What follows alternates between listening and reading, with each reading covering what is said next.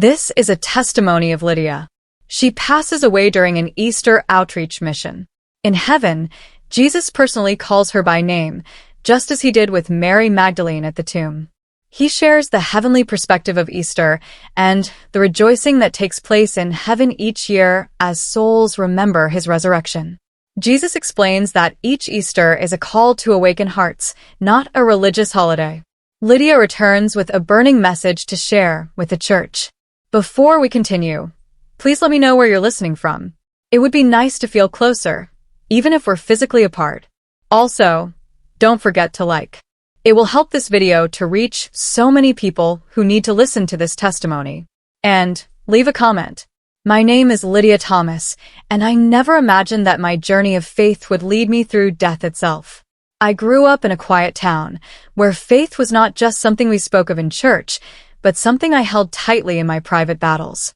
When my husband died of cancer, I faced long nights of silence that tested every fiber of my belief. It was not the absence of God I felt, but the question, do I still trust him when everything is stripped away? Each Easter, I thought I understood the message, Jesus died and rose again. But inside, my understanding was shallow, like repeating a truth without ever letting it burn into my soul. On that Easter morning, when my heart suddenly stopped, I realized that faith is not about doctrines or traditions, but about trust in a person. As life slipped away, fear came first, fear of leaving my children, fear of unfinished responsibilities. Yet, deeper than fear, something began to stir, a quiet voice reminding me, be still. In that stillness, my soul wrestled with a single truth. Had I really surrendered, or had I only practiced religion? The realization was sharp. My faith had always been tested in loss, but never in the moment of crossing eternity. Now, as Jesus called my name, faith became more than words. It became surrender. And surrender, I discovered, is the deepest form of trust. When Jesus called my name, it was not just a sound. It was a piercing truth that broke through every doubt I had ever carried. I had prayed countless times, asking God to use me, to let my life reflect his love. Yet in that instant, I realized how often my faith had been mixed with fear, how easily my trust wavered when life pressed too hard. His voice carried no accusation, only love so deep it exposed everything hidden in me. I wanted to argue. Lord, I tried.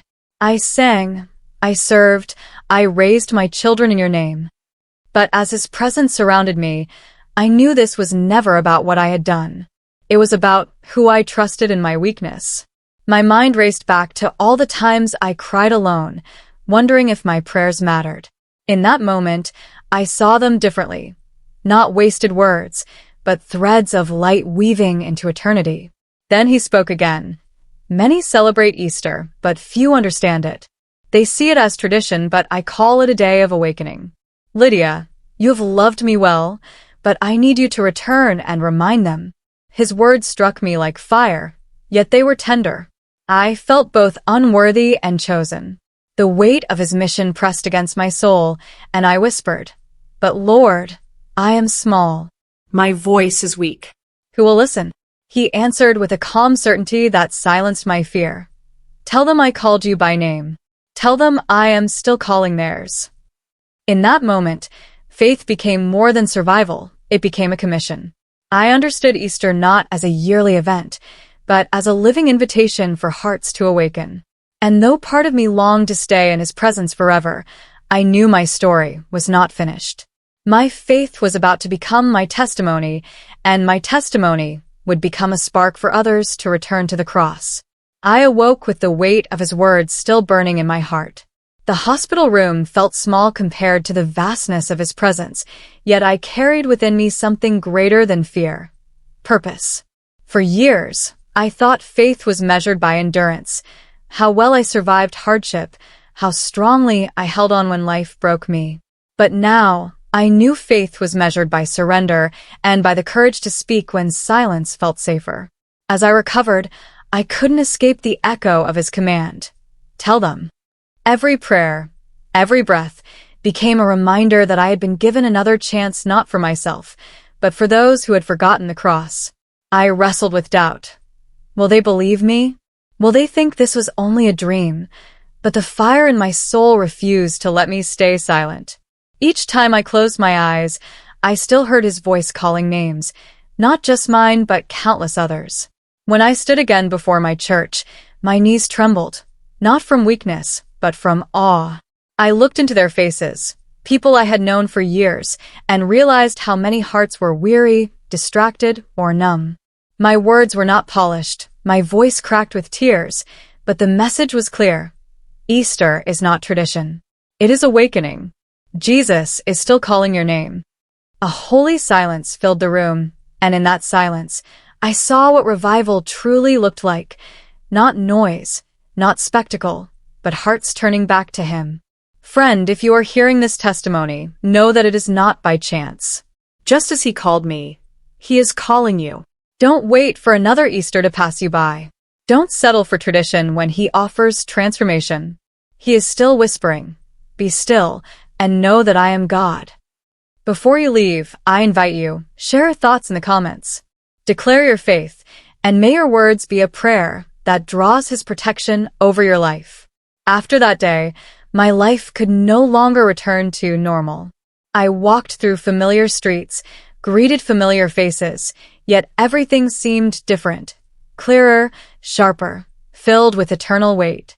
Every smile I offered, every word I spoke, carried a question inside me. Does this person know that Jesus is still calling their name? It was as if heaven had pressed its urgency into my heart, and I could not escape it. At night, when the house was quiet, I would sit by my children's beds and watch them breathe. Tears would fall because I realized faith was not something I could simply hand them like an inheritance. Faith had to be awakened in each heart by the voice of Jesus Himself. My role was only to tell them, again and again, that He is alive, that Easter is not about a date, but about a person who defeated death. That awareness reshaped how I prayed, less about asking for comfort, more about pleading for awakening. The church began to change too. Slowly, people who once saw Easter as a routine began to lean in closer. Marriages mended, children prayed with sincerity, and worship grew raw and real. But I knew revival is never about numbers or events. It is about hearts returning. And every time I shared my story, I could see one or two faces light up with recognition, as if they suddenly realized, He is calling me, too. Friend, I tell you this not to inspire admiration, but to invite reflection. If Jesus stood before you today and called your name, would you recognize His voice? Would your heart awaken? Or would tradition drown out His whisper? Easter is not behind us.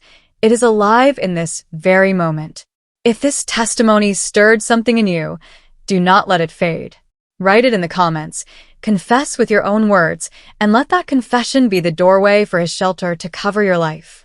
Since that encounter, my days have felt like borrowed time, yet filled with holy urgency. I no longer measure life in years or plans, but in opportunities to point hearts back to the cross. Each conversation, no matter how small, feels like a chance to whisper what Jesus whispered to me. Easter is awakening. I am still calling names. There are moments when doubt still visits me. Sometimes, I wonder if people hear my story and dismiss it as emotion or imagination. But then I remember, the voice that called me was not imagination. It was the same voice that once called Mary Magdalene outside the tomb, and it is the same voice still calling today. My testimony is not about convincing minds. It is about stirring hearts. That realization frees me to keep speaking, even if only one heart awakens at a time. I have also come to see that surrender is not a single moment, but a daily choice. Every morning, when I rise, I ask myself, will I live today as someone who has been called by name? That question anchors me. It reminds me that faith is not passive endurance, but active trust. It is walking into ordinary moments with extraordinary awareness that Christ is alive and near. Friend, as you hear my words, let me leave you with this truth. Easter is not behind us. It lives in every heart that chooses to respond. The cross is not silent. It still speaks love, sacrifice, and victory. And Jesus is not distant. He is near enough to call your name right now. Do not wait for another season to awaken.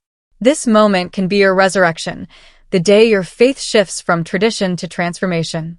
If this testimony touched you, write amen in the comments below, not just as a word, but as your surrender, your prayer, your invitation for God's covering over your life. Faith is not the absence of questions. It is the decision to trust even when the answers are hidden. My journey through death and back taught me that belief is not measured by how strong we appear, but by how fully we surrender to the one who holds eternity. Easter is not just a memory of what Jesus did. It is a living call to awaken, to recognize that his voice is still speaking, his love is still reaching, and his victory is still enough. True faith is choosing to live every day as though the cross still speaks and the tomb is still empty. It is daring to believe that no situation is too broken for resurrection, no heart too far for redemption. My testimony is not about my strength. It is about his faithfulness. And if he called me by name, he is calling you too. Faith begins the moment you answer.